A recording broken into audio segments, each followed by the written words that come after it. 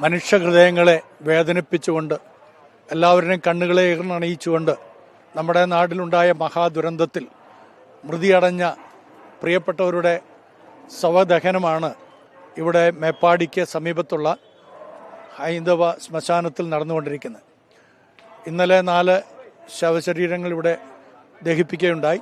ഇന്നിപ്പോൾ 7 കൂടെ ഇവിടെ ദഹിപ്പിച്ചുകൊണ്ടിരിക്കുകയാണ്. ഈ സന്ദർഭത്തിൽ വളരെ സങ്കടകരമായിട്ടുള്ള ഒരു അനുഭവമാണ്. ഉറ്റവരെയും ഉടയവരെയും വേർപിരിഞ്ഞവർ ആരാണ് എവിടെയാണെന്ന് അറിയാത്ത സാഹചര്യത്തിൽ ലഭ്യമായിട്ടുള്ള ഐഡൻറ്റിഫൈ ചെയ്തിരിക്കുന്ന ബോഡികളാണ് ഇപ്പോൾ 7 ഇവിടെ ദഹിപ്പിച്ചുകൊണ്ടിരിക്കുന്നത്.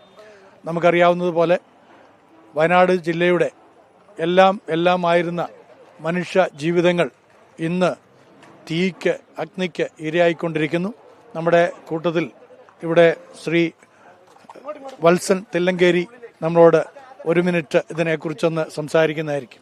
മനുഷ്യ മനസാക്ഷിയെ മരവിപ്പിക്കുന്ന വളരെ വേദനാജനകമായ ദൃശ്യങ്ങളാണ് നമ്മളിപ്പോൾ ഇവിടെ കണ്ടുകൊണ്ടിരിക്കുന്നത്.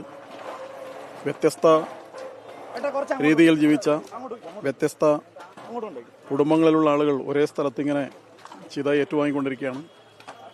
എല്ലാവരും ഒരുമിച്ച് ഈ ഒരു ദുരന്തത്തെ അതിജീവിക്കാൻ വേണ്ടിയിട്ടുള്ള മറികടക്കാൻ വേണ്ടിയിട്ടുള്ള പരിശ്രമം നടത്തിക്കൊണ്ടിരിക്കുകയാണ്.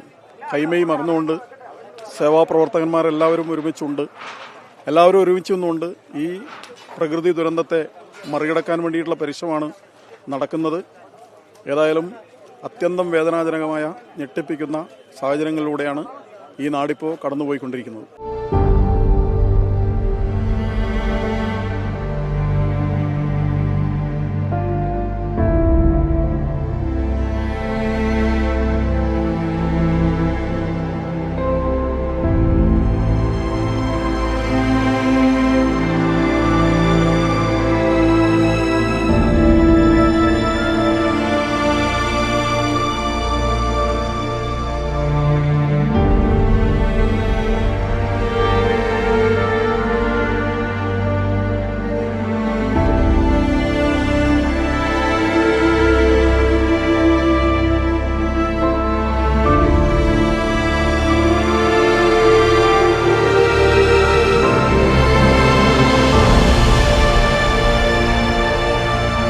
വയനാട് ജില്ലയിൽ മേപ്പാടിക്ക് സമീപത്ത് മുണ്ടിക്കൈ എന്ന് പറയുന്ന സ്ഥലത്തിന് പുഞ്ചിരിമറ്റത്ത് ദുരന്തം സംഭവിച്ച സ്ഥലത്തെ അവിടെ പ്രിയപ്പെട്ട മകനും മരുമകളും പേരക്കുട്ടിയും നഷ്ടപ്പെട്ട ഒരമ്മ നമ്മോടുകൂടെ ഇന്ന് അവരുടെ ശവദഹനത്തിന്റെ സമയത്ത് കൂടുകയാണ്.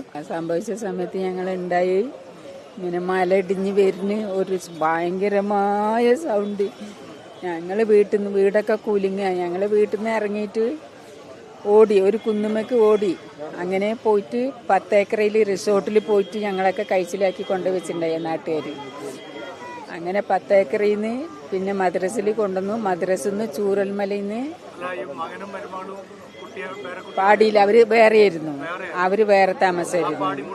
ആ പാടി മൊത്തം പോയി. കുറേ ആള് പോയി. മകനും മരുമകളും മാത്രമല്ല, കുറേ ആള് പോയി. ഈ കുടുംബത്തോടെ പോയി. ജ്യോതിമണി. ഇതേപോലുള്ള ഒരുപാട് അമ്മമാർക്ക് അവരുടെ മക്കൾ നഷ്ടപ്പെടുകയും കുടുംബാംഗങ്ങളും പ്രിയപ്പെട്ടവരും വേർപെടുകയും ചെയ്തതിന്റെ വേദനയും ദുഃഖവും ആശ്വാസം നൽകുവാൻ മാനുഷികമായ വാക്കുകൾ കൊണ്ട് സാധ്യമല്ല. ദൈവിക ആശ്വാസം അവരുടെ ഹൃദയങ്ങളിൽ വ്യാപരിക്കട്ടെ എന്ന് നമുക്ക് പ്രാർത്ഥിക്കാം.